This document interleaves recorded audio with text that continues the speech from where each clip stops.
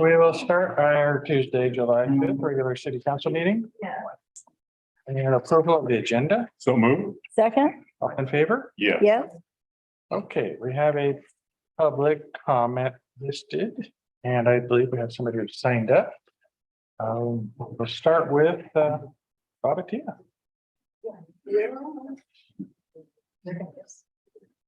Hi. Bob Attia, PO Box 1436. I've got another short article about a tourist town I want to read you. Won't be long. Last week I talked about Venice, Italy. This is a little closer to home. It's Stanley, Idaho. It's a little town at the base of the Sawtooth Mountains, about an hour north of Ketchum, central Idaho. This was in the Idaho Statesman last week, entitled "Stanley, an Idaho mountain mecca, is changing. Can this little town character survive?" Surrounded by hundreds of miles of public land, Stanley is fenced in, unable to expand outwards, and with a city code that attempts to limit the visual footprint new homes can have. But recent buildings have skirted the town's efforts to keep Stanley looking rustic. And while encircling public land has kept the mountain village from advancing farther into the Sawtooth Valley, it has caused its own problems, as a shortage of affordable housing threatens the local businesses that keep the town up and running. Much of the efforts would-be residents must devote their creativity to is finding a place to live. The small village faces a major housing crisis. About 20% of the town's workforce is homeless, the mayor said, living out of tents or camper vans while working in bustling restaurants and outdoor shops in the summer. And as a resort town, many of the larger homes in the area are second homes with owners only in town for parts of the year. All these places that are tourism-oriented towns have housing problems, but most of the people who work here have difficulty buying a house or even buying a lot so they can build a house on because real estate prices are so high. and since there's such a scarcity of private land within the city limits. Housing is a real issue. In the summer, it's really hard because businesses can't get workers because they have nowhere to live. Some restaurants and other businesses have to stay closed multiple days per week due to worker shortages. A major aspect of the housing trouble is the inability to grow. Surrounded by public land, Stanley cannot expand, only infill. About 15% of the town property is still vacant, mostly commercial land that will likely one day be developed. But there remains a housing supply issue. Private lots to be developed for houses are becoming pretty scarce. One potential solution the town has envisioned would be to build workforce housing on city property. The city is working on a plan to do that, but concerns were made about the expenses of building it, as well as how to maintain revenue at the site when demand for apartments would mostly occur only in summer months. That's a question we have not resolved yet.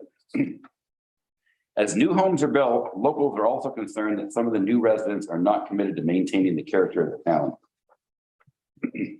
Where there used to be log cabins, now there are mega mansions. The city council recently passed an ordinance to strengthen the zoning code to try to ensure that the rustic requirements are more defined. The trend is that the new buildings are high dollar vacation homes that sit vacant most of the year. Like Cannon Beach. A lot of small tourist towns in the American West are having the same problems we are. They're trying to figure out how to deal with them. Anyway, I just want to read this guy to you guys, and the parallels were pretty interesting with us and Stanley. Thank you. Thank you, Bob. could have just interjected Cannon Beach in there. We could have for 11 seconds. Yeah, Anybody else in the house who would like to make a statement, comment? I think he was next on the list. I think. Who? Somebody was before me. There were two. You go ahead, because I'm gonna back up to probably Jason's comments.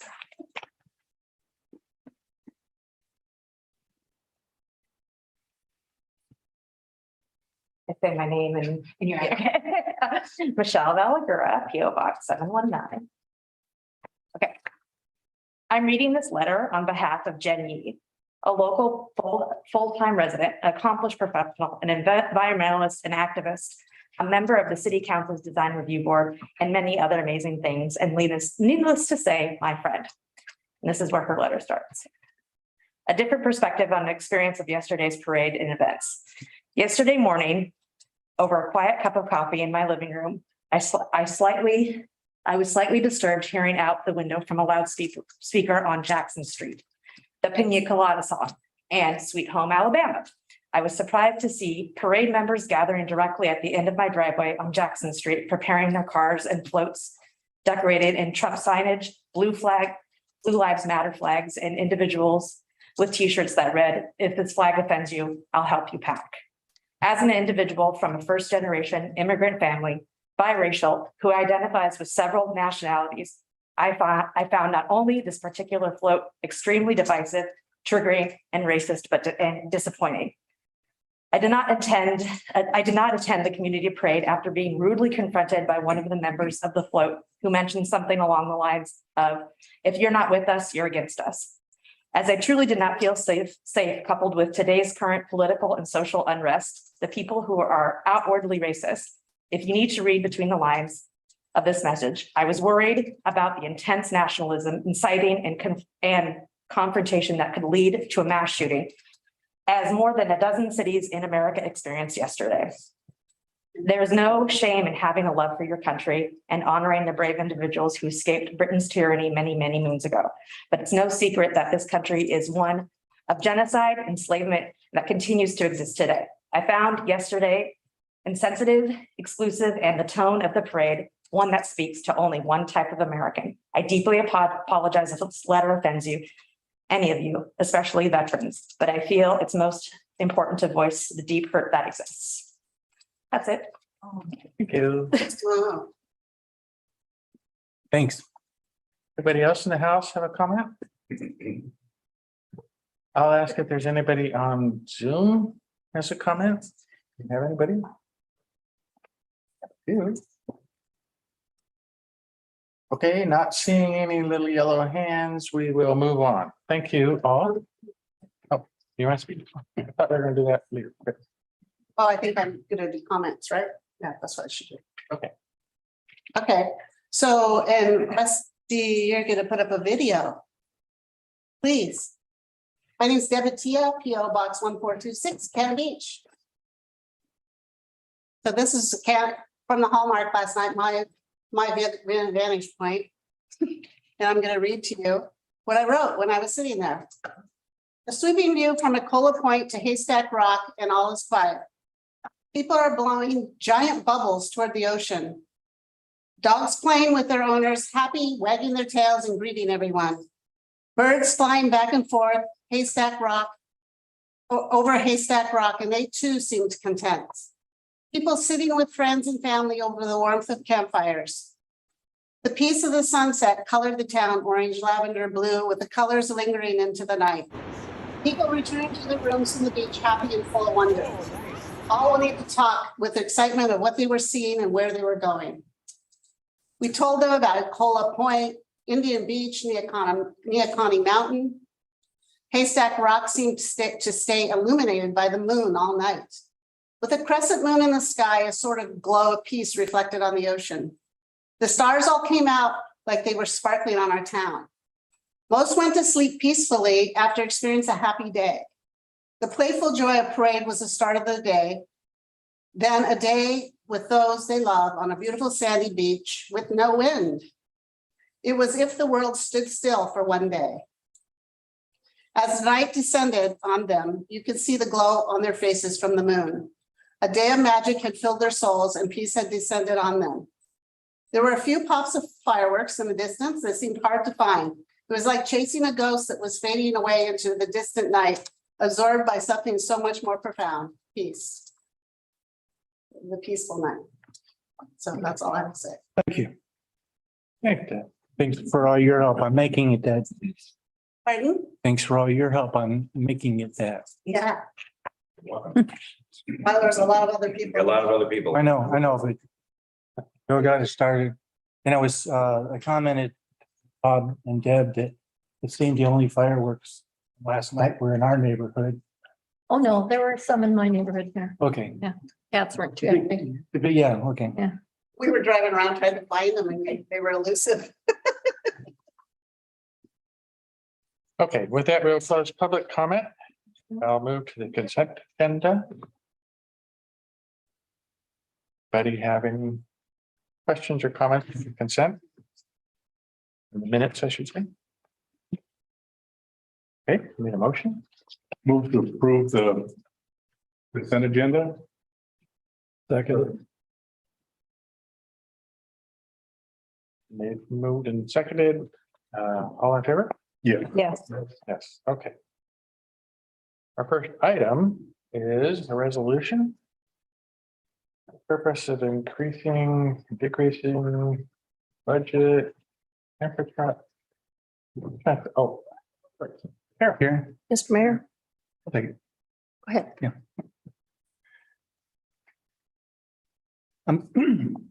We brought this to council prior to the budget time. And what has happened is that around the time that Karen and I got here, the city's master plan for water and wastewater was just completed. There had not been, projects in a long time. And so there was an initiation of additional projects, a big one to get the water down from the springs to a point we're assuming it's going to be in some place in the vicinity of the RV park. So we can get water down within 3 days after a seismic event. And the cost for that is going to be between 13 and 15 million. Public Works has sought and successfully got loans at 1% for 30 years are the terms. They also got over $1 million in loan forgiveness. So that was during the process that we were actually doing applications for the loans themselves. Now we're at the point where we're starting construction. We just got the bids and awarded the bids for the valves so that if anything happens, the tanks don't drain out. And we are in the point where we are doing the design for the lines that will come down and ultimately about to replace the tank, which was built before seismic standards. And so there's been a big difference in because the original work, the loan work, was done with current staffing and didn't have this level of public works projects going on to the capital projects. Now that we have, and we're looking at the, like I said, we have one project that's into construction. The funds that we were able to receive are tied to the federal government loans or grants to other agencies. And so there's a tremendous amount of reporting associated with those. And so we're starting the reporting period, which we've never had. And that's in addition to the loans that we did with our existing staff. In addition, we have 2 more loan processes that we're going through. And what we're finding is that getting the loan is one thing. But starting up after that, there's a great deal of paperwork. And that's before you get to the reporting. So the work is well beyond the scope that we had ever done. And so we asked for a person with the specific skills of having some engineering and also reporting to be able to go ahead and handle those and assist the staff in that. So essentially that's what the position was that was requested, and happy to answer any questions. Would it be less expensive to hire it out than to hire a person to do this? Possibly, but if you've ever seen them, doing the work, it was Kelsey most recently. Prior to that, it was Jen, and there's just constant talking back and forth between Karen and that position. So to have somebody outside of the office when we're trying to go ahead and do the same projects, we think you might be able to get a lower cost. And I think in the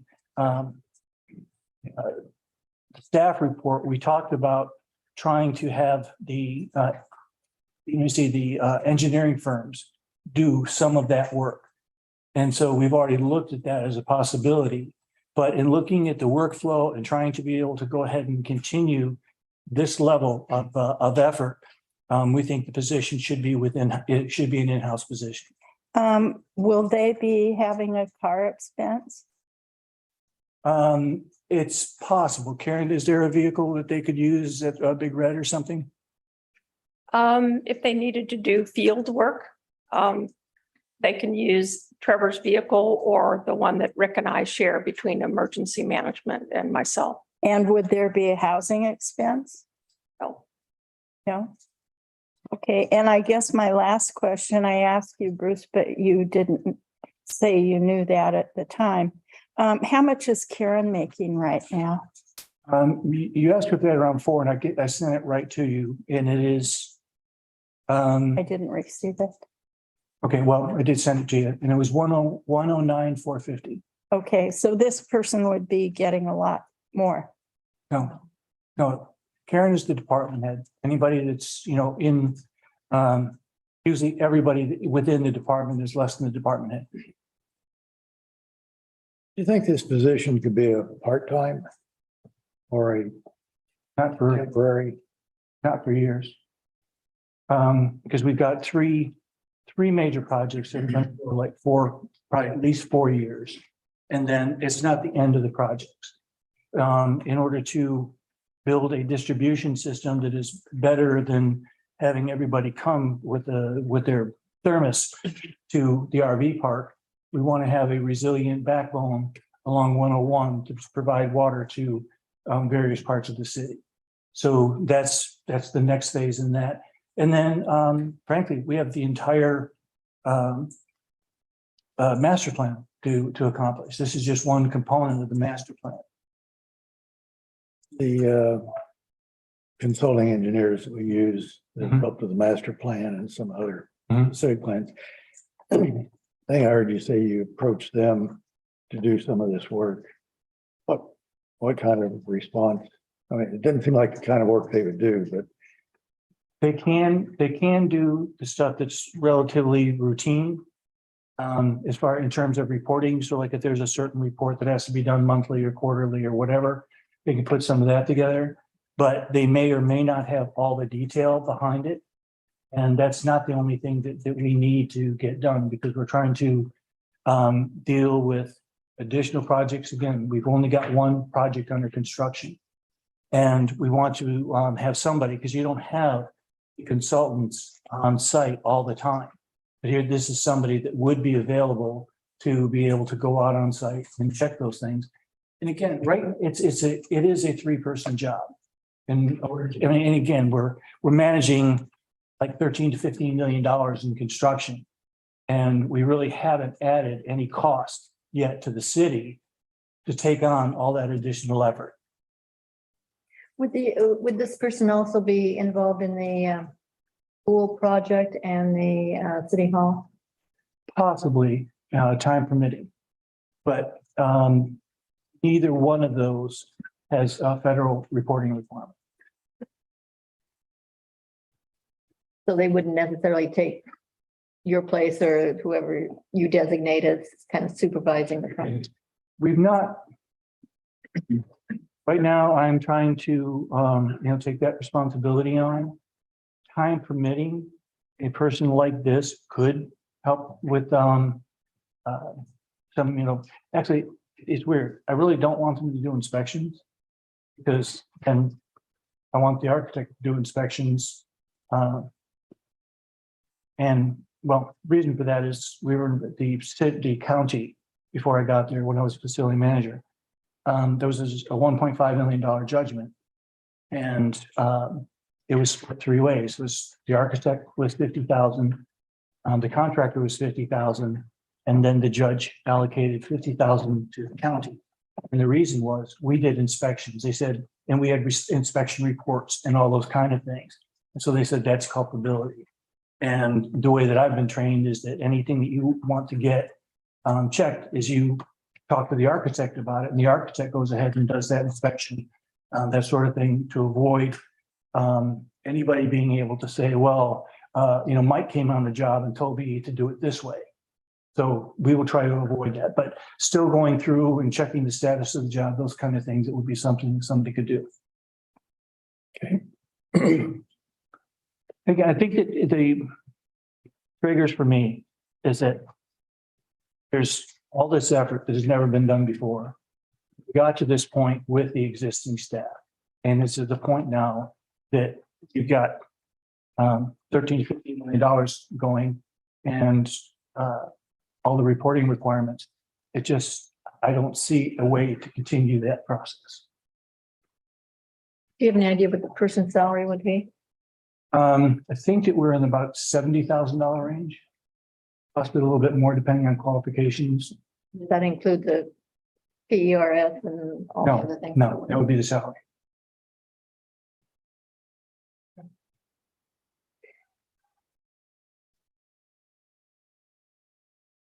You get somebody that's less experienced and you spend a lot of time. Yeah. Hand holding, I don't really, and you get somebody that can do it, pretty much jump in and do it, then you're gonna pay more money. So it's a trade-off.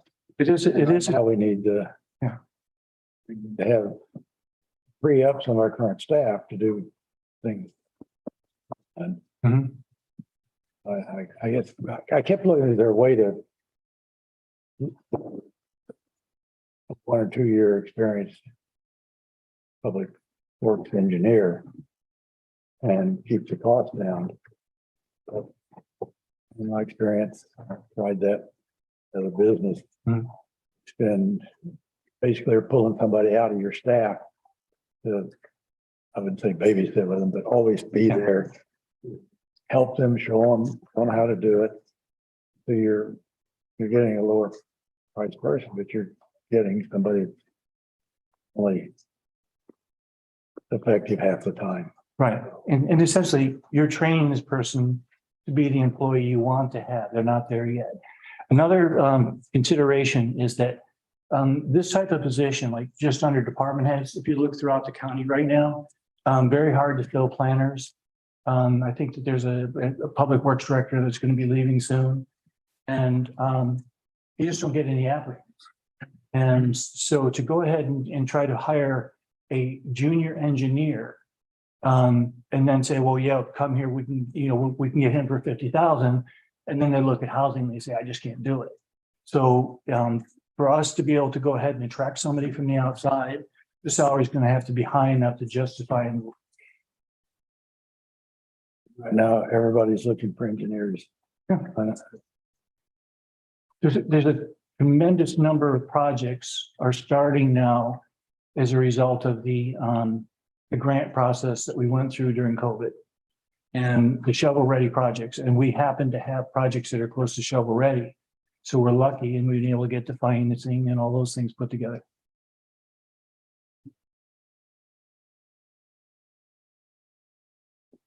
And how much of this cost, this employee's cost would be covered by the grant monies themselves? I don't know for sure. Sometimes you're allowed to go ahead and include staff time in it, but usually not.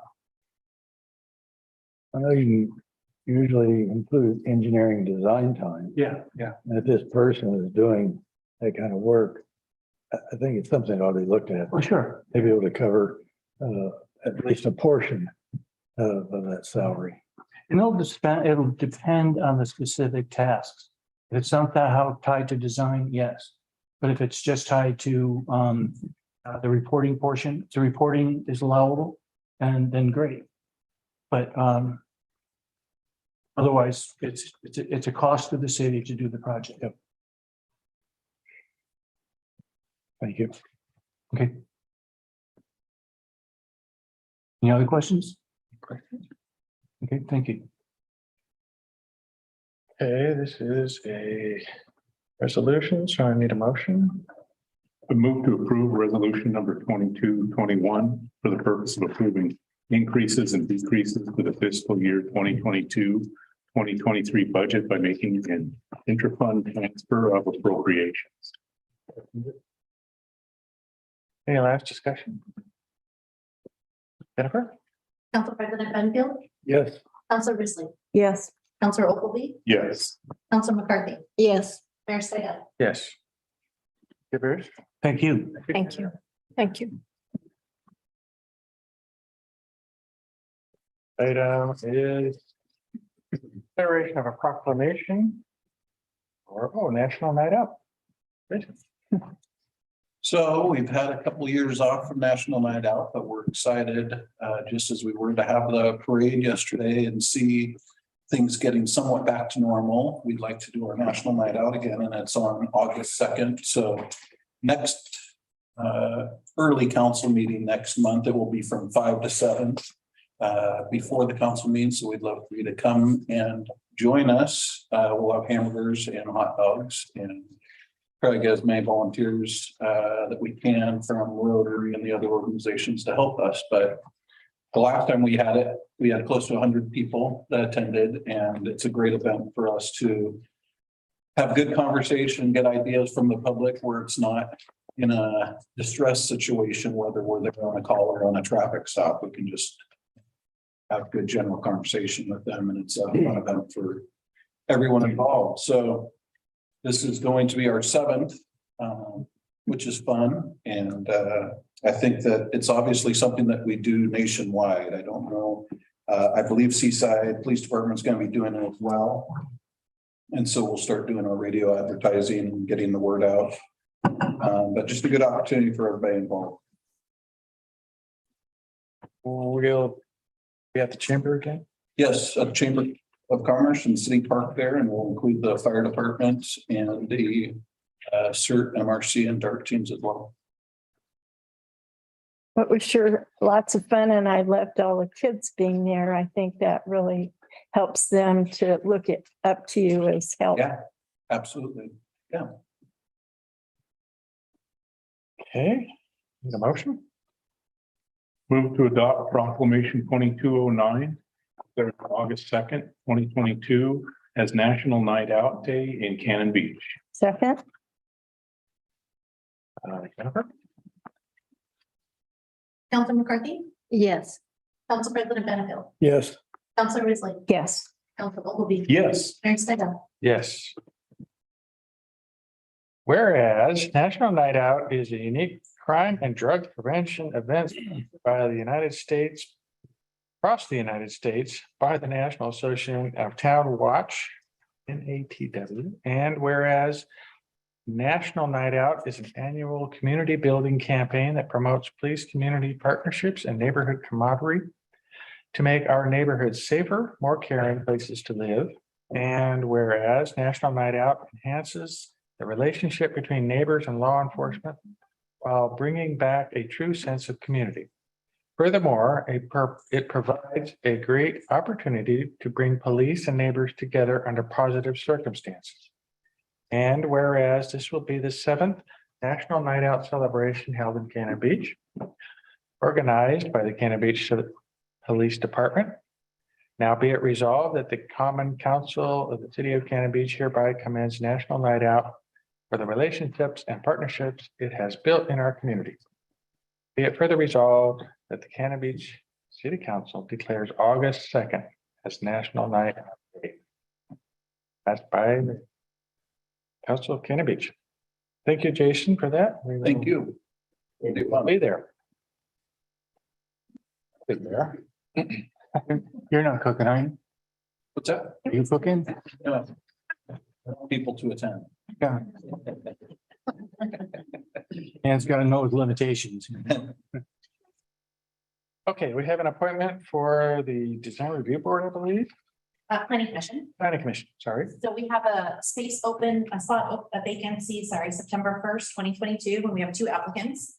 Harvey Clausen and Les Sinclair. Les is here in person, and I believe Harvey is on Zoom. Okay, I'll ask Les, since he's right here, if he wants to say anything, you're welcome to. Sure. Good evening. Les Sinclair, PO Box 1394, Cannon Beach. I suppose the question is, why am I wanting to be on the Planning Commission? And believe me, I've asked myself that question. So for the most part, I know everybody in this chamber tonight. We haven't been in Cannon Beach very long, but that's not accidental. My wife and I have gone to a great deal of effort to become part of this community because we really, really value this community. We feel a part of this place more than we've ever felt, I think.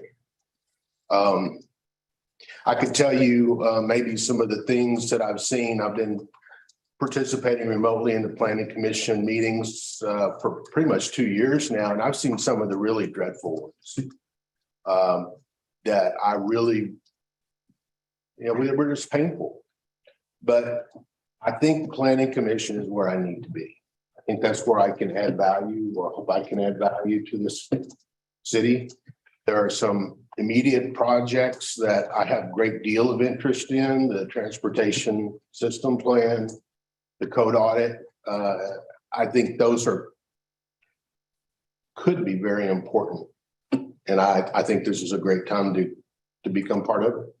So that's pretty much it. I think it's a good place for me, and hopefully you agree with me. Thank you. Thank you, Les. Har, are you on there? Would you like to make a statement?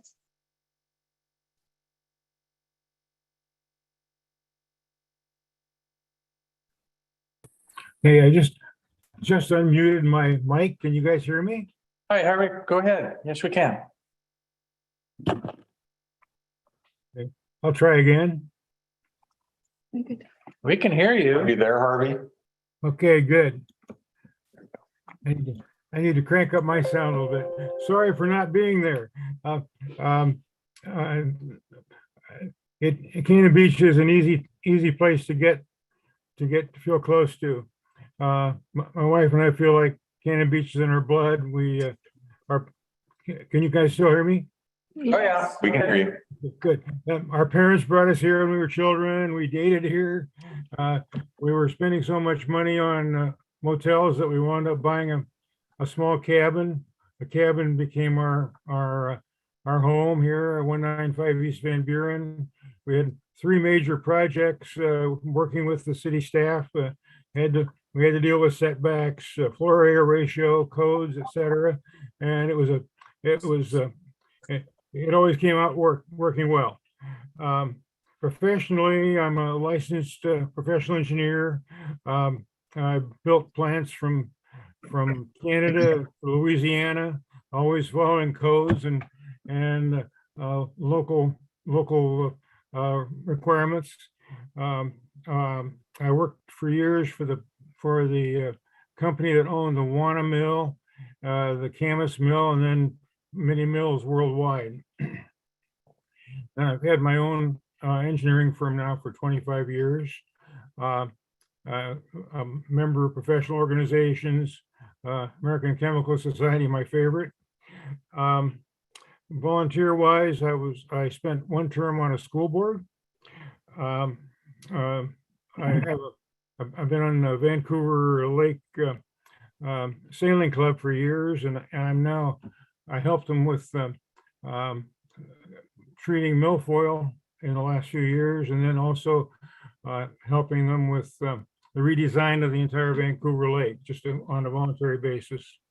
Now I'm on the Cannon Beach RFPD Budget Committee, and I enjoyed volunteering for science fairs and just anxious to help out here in Cannon Beach. I think that's about the extent of what I wanted to say. Very good. Thank you, Harvey. You bet. Okay, with that, Jennifer? Okay, so we are going to do a roll call and you are going to vote for either Les Sinclair or Harvey Clausen. Okay. So Counselor Risley, Les St. Clair. Counselor Ogilvy, Les Sinclair. Counselor McCarthy, Les Sinclair. Council President Benefield, Les Sinclair. Mayor Seidel. Les. Okay, so now we would need a motion to appoint Les. I move to appoint Les St. Clair to the Planning Commission. Second? Okay, Counselor Ogilvy, Yes. Counselor McCarthy, Yes. Council President Benefield, Yes.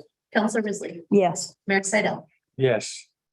Thank you, Les, for stepping up, and thank you, Harvey, for also stepping up, and stay tuned. Might have another opening someday. So always helps to have volunteers. Mayor, if I can, we're talking about, Les and his involvement in the city. That we have two CMGC RFPs will be going out. I think one of them is already out. And Les Sinclair has agreed to be on the selection committee, as has Doug Craner from the Public Works Committee. So those will be our city representatives. Thank you again. Thank you to both of them for agreeing. Yep. When I walked in and I had something like holding it here, and Les goes, "Oh, a Gantt chart. Haven't seen one of those in a while." And I'm like, I knew I had them. Thanks. Okay, our next item is a building services, HEA, Jeff. All right. First, I want to welcome Les back there, although they're now, everyone on that planning commission, my game has to be upped every time. It's like challenging with these guys. These are great. So thanks, Les. Thanks for stepping up. So building services, Gearhart IGA. As you know, Alton's been a very busy man for 4 years now since I've been here, or 3.5. And but his work with Astoria he's finished with that, no longer commuting. He's happy about that. Manzanita, we no longer have that contract. We do some work with Seaside, but now we've got a request from Gearhart for some shared services there. I've spoke with Alton, and Alton's amenable to that, and currently I'm not going to say anything, but I feel like I'm going to jinx it, but it feels like we're maybe cooling off from what we've been seeing for the last 1.5 years. So even though Alton has from day one has said that he's retiring next month or whatever, we kept and enjoy working with him, and ran this by him, and he says it all looks good. We also ran it by Ashley, and she was fine with it. It's our normal agreement between communities. Any questions? So what is the chances he is going to I'm retire? not going to say anything. Don't. No, I'm hoping not. We've had the COVID kind of run through our department and others around here, and so he still has not come back, on that. From that, he's working and doing site visits, masked up and everything, but remote type work. But yeah, hopefully he's feeling fine. He's in. I question him all the time. It's just my door's open if he ever wants to have that discussion. But he's happy with what. How many times have we had that discussion? I'm not going to. We talked to Alton, and we just. I just want to make sure he doesn't bring back any Gearhart politics. Yeah. Yeah. Yeah, we got enough. For sure. That's the truth. Yeah. Bad place. If we no longer had a building official on staff here, I didn't see, other than that, we can terminate this at any time.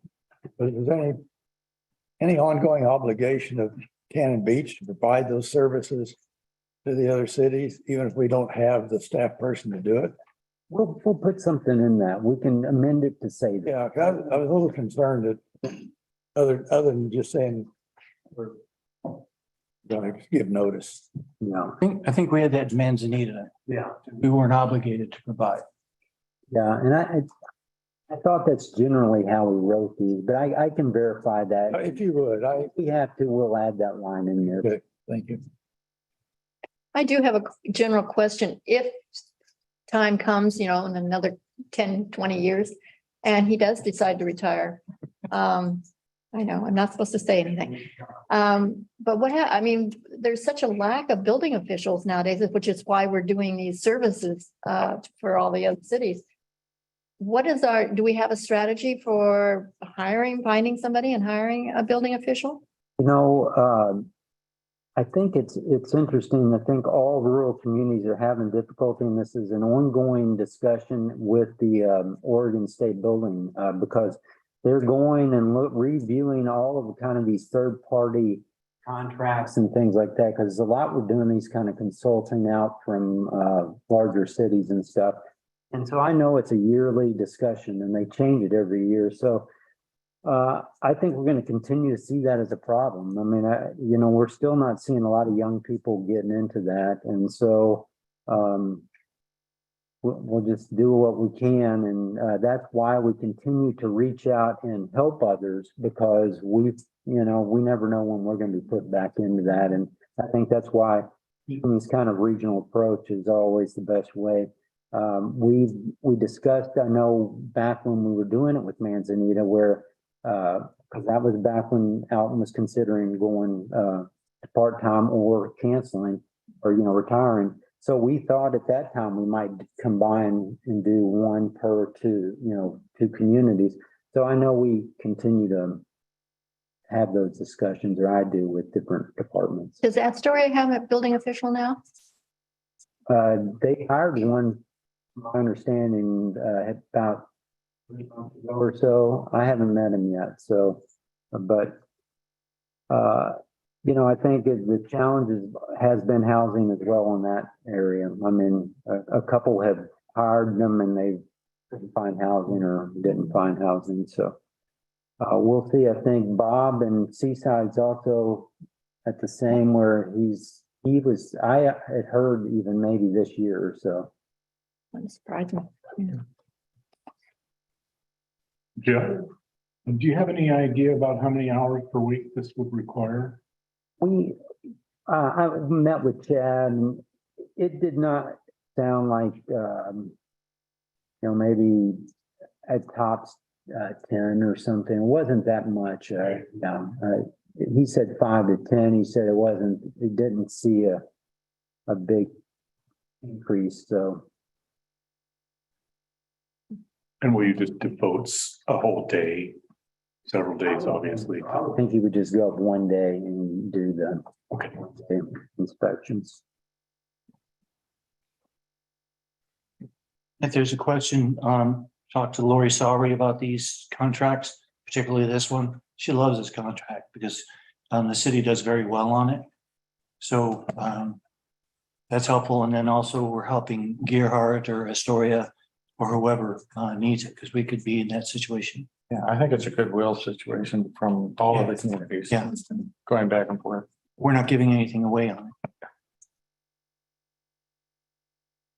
it. Don't really need a motion. We just need approval from council. Yeah. Yes, I think Yes. we definitely got to move forward with this. I think we're go, Jeff, so. All right. We do need a motion. Yeah. Ashley says we always have to get your approval, so we typically do motions on IGAs. Okay. Ready? Move to approve the IGA with Gerhardt for the building official. Second, Council President Benefield, yes. Councilor Grizzly, Yes. Councilor Ogilvy, Yes. Councilor McCarthy, Yes. Mayor Smith. Yes. Okay, now we're official. All right. Thank you all. Yeah. Okay. Jason, we need an overview of what happened last night. Well, the last 4 days, I guess, we've been working on the 4th of July and limiting fireworks and educating, and I think it went well. We're obviously still going to be a work in progress, trying to locate the ones that are sneaking them out, but we had great volunteers throughout the weekend. I think we had 12 on Saturday or Sunday night and 13 last night in different areas of the city that are spotters with the CERT team and Deb and Bob, and they're wonderful help, great communications, and they also pointed out fire issues that we were dealing with, fires in the dunes or near the dunes, and so We work closely with the fire department and US Fish and Wildlife. Was down on the beach, a federal officer last night and the night before.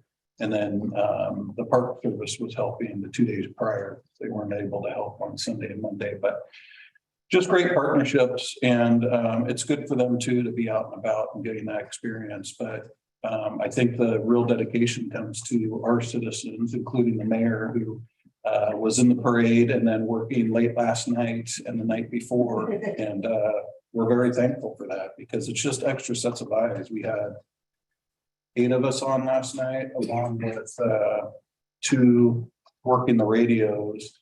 And, you know, that's still never going to be enough, even with all those spotters.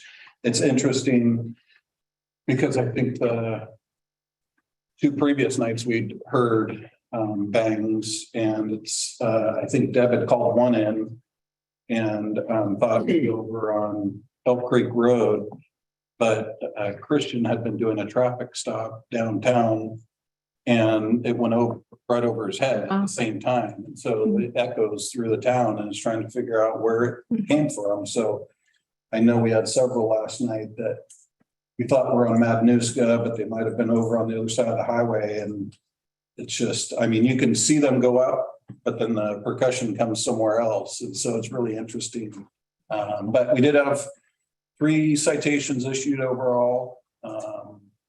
And I think we had 7 case files generated from it, but several calls. And some of those we had a spotter up at Chapman Point that was able to see all the way down the beach with his binoculars. And a lot of those noises and fireworks were from Arch Cape. Oh, really? I know that Mark was saying today that this morning they had gone down and there was a lot of trash on the beach in Arch Cape and a lot of people down there. They did try to educate some people about a fire that was in the dune grass, and they had talked to the same gentleman last year and he was very aggressive with them. And so Mark is trying to get more help from state parks and the sheriff's office, because they do have a resident deputy that should be down there helping them as well. And so it's just something that they're working on, but I was very happy with the way the weekend went. And we did have 1 DUI arrest last night, which is always good to get them off the road. And other than that, I think right after the parade, the traffic cleared. And we had talked about that because it was a great crowd, like always, but seems like an hour later, there's tons of parking all through town. I think they had all gone to the beach because it ended up being beautiful. But one picture I'll have Rusty show was very funny. When we were finishing the parade, I followed in behind Chris, and Jim Pano sent me this photo, and it was actually hilarious. It's hard to see, but in the back window of that car, Jim said, "You missed your chance. There's fireworks in the back window." And they're following me. So it's pretty funny. Gotta look behind you. Yeah. Exactly. When your officers caution somebody about their fireworks or get citation, were they understanding? Were they? Were they knowledgeable? Were they aware of it? I guess my question. One of them was the one on the beach last night was sparklers, and she was from Washington. She said, "I didn't realize that sparklers were part of that." And that's why we, our education is really good. And a great deal of that goes to Deb, notifying the news stations and getting the word out on social media. But she had said that she wasn't aware of it, but she wasn't argumentative. She just said, "That's fine." And then Cody had gotten a call of a dad and his kids throwing those pockets on the ground. And so he went over there, and the dad had the children go inside, and he said, "Just give me my ticket." And his wife had come out and said, "I just read it on a form in the house." I think they were in a vacation home, and she had seen it on the counter, hadn't read it. And then after, as he was writing the citation, she read it and said, "We've been warned. It's not our fault that we didn't read it." And so it's good. It's that education. it's not an easy thing for the officers, when there's kids involved, having to issue those citations, but it will be interesting to see, how the judge handles it, our new judge, at the end of the month. With these citations. I have two anecdotes that I ran into last night. We were up into Washington. And we were trying to judge whether we were hearing Arch Cape or Seaside. Yeah. We could hear Seaside also. Yeah. And this lady had this beautiful old black lab who was whimpering. And she came up and said, I thought you guys were not doing fireworks. And I said, that's out of the city limits. And she goes, well, great. Poor guy was having troubles from that far away. The lab was having troubles, but she was very appreciative of the fact that she could bring her dog down. Yeah. For probably his last 4th of July. Sure. Tore us up. Sure. So we ran away. But while we were downtown, there was another comment. We were just riding our bikes through town and it was so quiet town. There was 5 cars in Hemlock the whole time. And the Driftwood had some quiet people at their thing, but I could hear some folks saying, oh, those are the guys that are stopping all the fireworks. And so people knew about it. Get him. It was okay. I'll chase it out. But no, they were just explaining to somebody else. So that was, the education was very evident. We could see people coming up off of 2nd Street, when they were tired, they just coming up and they were very polite and appreciative of the quiet night. So. Yeah. No, and Mary Beth from CERT had come and got over 200 flyers that were handed out different areas, and Jeannie McLaughlin came in last week as well. And so there's lots of people that are educating, and that's the best we can do. Yeah, I had one guy down at Whale Park, right when we were starting. So it was about 9 o'clock. And we were passing out a couple flyers. I only had a few. This guy comes up and said, oh yeah, I need some more fire starters. Wait a minute. He was pretty funny because he pulled out his copy. He already had a copy. Were there any incidents associated with the parade itself? No. One thing that Jim and I had talked about is we're going to still work on people handing the candy out. Because it went back and forth with people that were throwing candy and people that were handing candy. But I think there was a little holdup at the beginning of the parade. That was an animal issue that got resolved. Other than that, I think it went smoothly. And like I said, it was a great crowd. It's always funny. I had Richard Henry. We had 3 different CERT members helping with traffic control in different areas. And I picked Richard Henry up on the way back and he said, boy, I'll do so much better next year now that I know where the parade goes. But he was amazed, he'd been to different parades and areas, but how many people were out there? And I said, this is actually smaller than most, but it was still a lot of people and they're just a fun crowd. I was really liked seeing the signs, the red signs that said no fireworks, including sparklers, so early. I think it was Friday. I think I was driving to the library on Friday. And I saw them in various places in town, and I really appreciated seeing those because they really stood out. They were very simple. They just said what you needed to say, and I think it got the message across. Yeah, I saw some folks. There's a sign at the corner of First and Spruce, in the city parking lot area there, and there were some people taking pictures. And they were lining up all the dogs they could find. In front of the sign. It's really cute because none of the dogs would stay still. And that was really cute. I wanted a copy of that, but we'll have to do our own. Well, and thanks to you and the CERTs and everybody, to Jim Pano and Nancy Teagle. Yeah. It's all the volunteers that have been doing that for 20 years. We were just tagged along and learned. Well, you pulled it off. Good job. Deb, did you want to? Yeah, I just want to say, social media, and I wanted to tell you how it goes, because it is a big part of it, because like that missing dog, it's like, I can't believe how powerful social media is. And I never did it before COVID and have realized, wow. So I have now, this year, I had so much positive feedback about, oh, we're bringing our dogs there. There's no rooms in the hotels and they're panicked because they can't get a room because they want to bring their dogs here. And just if there's any negative comment, people would just jump the people who say anything negative. It was like the dog thing is really huge. And there's a few people in Cannon Beach here that I got some not until like, okay, we're talking about 98% of the people were positive about this. So there is this hands down supported, and we're different here, you know? So I would answer everybody and come back on it. But the last day was tough. I got, I got some pushback from a few people that live here, and that they're disappointed that there's no sparklers, and they're disappointed that the signs are too aggressive and that kind of thing. And I got some pretty harsh treatment over there at the RV park. And I just walked away from it because that's what Jason said to do. Yep. And but then I got a really snide comment from somebody on making fun of Protect and fireworks and kind of mimicking Protect for doing all of the fireworks stuff. And so I didn't appreciate that. And we said what we did, but I think that, it's all of us that voted for that. You voted for this, you support it. And so they need to stand in line behind us. And we need to show them that, hey, this is the way it is because it's working. And we're a different type of town than Seaside and Rockaway.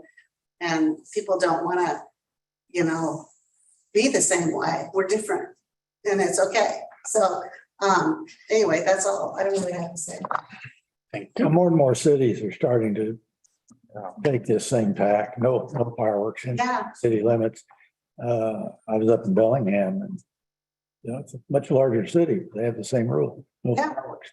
They have a fireworks show, done by professionals out in Yeah. the bay, but other than that, no fireworks. And I think it's It great. takes work and time. I know a lot of these cities, like last year, Seaside had contacted me and said, how did you guys do it? And I said, this has been a lot of years in the making and it's still not perfect. But I said, you have to prepare yourself, start putting the warnings out and doing that type of thing. Because you can't just jump into it and all of a sudden start citing people. And so I know there's lots of cities that are wanting to get there, right? Yeah, go ahead. Well, could I just say, well, thank you to everybody, because I really do support this. But I also am concerned about the letter that was read in the beginning of tonight.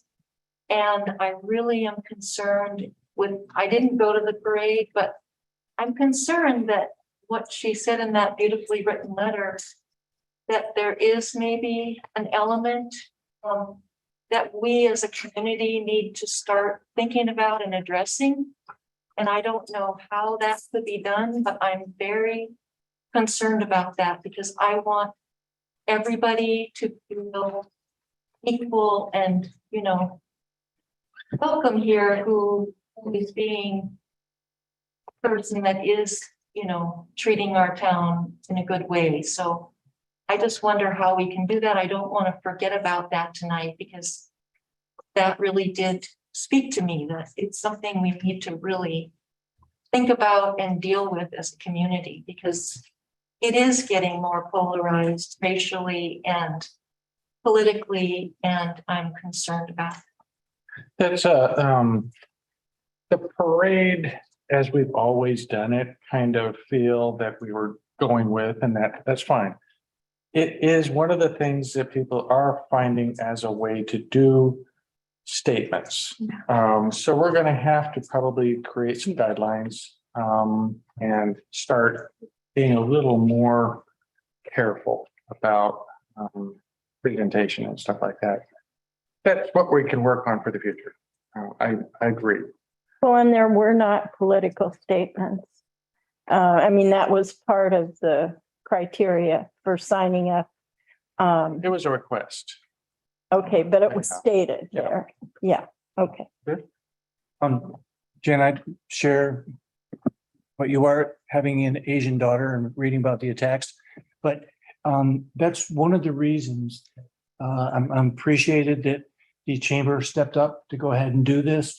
We are in the worst position to regulate Because anything that has to do with the city, we're talking about, freedom of speech and all those things. So if there's a private agency or somebody, they have a little bit more leeway and with how they set their rules, but we can't do that. So we have to be careful. We can suggest and all those kind of things, but we have to be very careful about trying to regulate free speech. Yeah, we do as a city. Right, yeah. Chamber could. Right, yeah. And that's where this is a very good partnership and the fact that we can work with them. And as we move forward. Yeah. Hopefully help contain some of the concerns that you have. Yeah. And Jen has some. There is an element in this town. Very negative, racially biased, I'd say. And know it firsthand, okay? So it's there. And I don't know how a community addresses it other than I think people know that you don't appreciate that sort of attitude, those kind of statements. It's very hurtful to some people. Anybody that's been a target of it, it's very hurtful. So, rather than sit back and do nothing, I don't know what you can do except to people that are behaving that way, know in every subtle or less subtle way that you can comfortably that you don't appreciate those kind of remarks. I know there's been at least a couple have been reported to the police department too. And I don't know what's come of those, I just stay out of those. We had, just another little anecdote, we had a very similar issue many years ago when we were marching in the Starlight Parade. And the reenacting group, they wanted to carry the Confederate flag. And that they had in their rules for that parade specifically no rebel flag. And this was 10 years ago. And of course, we had elements in our group that were very upset because that was to them their symbol. And it took some convincing that for them to realize that that's not the actual Confederate flag, that's the battle flag. And what they should be flying is the other flag that nobody knows what it is. And they did. They realized they were proud of that and it worked. And it was effective because of what we were doing as a historical presentation rather than some sort of rebel statement. So yeah, there are things that we can do to be specific, but also be flexible and equitable to various different issues that come up with the symbolism that can be very hurtful to some folks. So, yeah. In KTW reported yesterday when somebody that was attacked that was Asian on a bicycle in Portland. So I can write about this in the Gazette because I'm writing articles and I have an article here that I'll leave for you that's coming out this Thursday. But I will address that and write it up. And you can shape people by just putting it out there and holding it in a place and just say this is present. And I can talk to her and write about it and turn it to empathy and compassion is the way always to follow that. And I think the chamber folks, now that we have this on the schedule, I'm hoping, we'll have more time ahead of time to really start clarifying things. So. Yeah, we really just got the insurance and happened the way it's always happened. Yeah, and luckily we have the one person still around who knows what she's doing. I talked to Nancy and she's willing to do it as long as she can. And that always is a concern with somebody at her seniority. But we'll start creating some sort of organizational, like the Sandcastle committee that does, I'm sure. Thanks, Jim, for all that. I'm sorry. What is the committee you're talking about? There is no committee yet, but I'm sure there will be at some point. Okay, got it. I just want to be sure I didn't miss that. This one was the seat of your pants kind of thing, and we did it. We did a pretty good job for a first in a while, and it'll get better. Yes, horses go to the back of the parade. But the cleanup clown didn't work. We did. Just simple. There's actually the big parades have little scooters that go around. Fuck it right up. Okay, anybody else for good of the order? I just have another observation. It was an interesting weekend this weekend. I worked a book sale at the library for the entire time. And with all the factions and friction we have in this town, it was really good to see so many volunteers doing so many good things this weekend. Sometimes we had more volunteers at the library than we had customers. And that was really good to see. And then the parade, all the volunteers involved with the parade, and the fireworks spotters and everything, working in the police department, farmers market today, the volunteers that work there.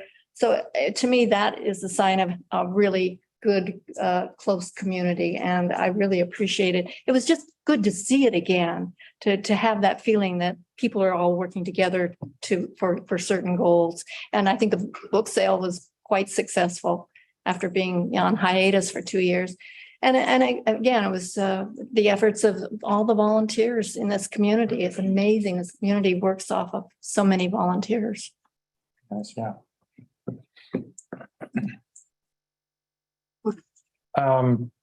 Technically, good of the orders for the council.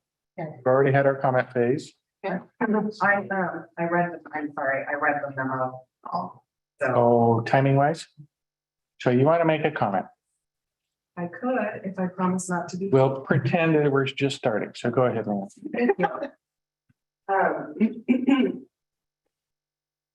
Deanna Hammond, Cannon Beach Bakery, PO Box 942.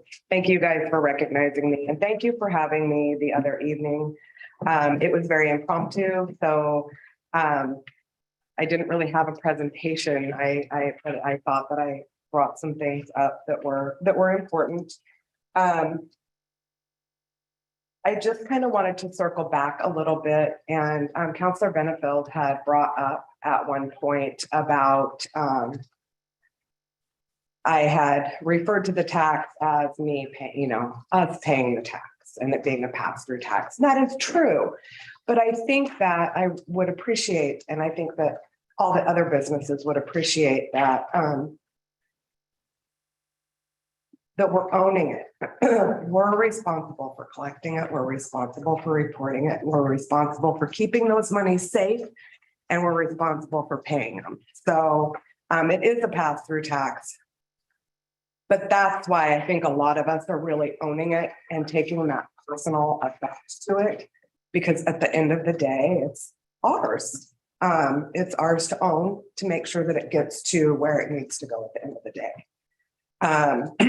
And because, so I know that you started speaking about that and we got off on something else. So I just wanted to circle back as to you with why I think you're hearing a lot of ownership and not just looking at it as a pass-through tax. So I will be back at the next meeting to discuss a little more, or at least give comment about service and what that truly means, and fairness, and everything being equitable, because we know that there are a few underlying issues there that will need to be resolved at some point in some way. And if anybody knows where you can buy pennies, everybody in town needs pennies now that the tax is taken effect. So if anybody has pennies they want to sell, we bought a change counter. We're happy to buy them from you. Anybody. Awesome. And I know that seems silly. We did have a few people ask. Actually, several people ask why the difference in the price. So there was a lot of explaining this weekend. So I think that you might be hearing that from some other businesses in town. But as a general rule, and like I said in the beginning, it wasn't that I didn't think this was a good idea. I just didn't think it was a good idea now. As a general rule, everything seems to have gone okay so far. So thank you, you guys. Have a good evening. Sorry, I read the memo wrong. How much are you paying for a penny? 3 cents. Maybe. Thanks, Mike. Okay, now we're back to the end of this meeting and last return for good of the order. Hearing nothing, we are adjourned. Thank you.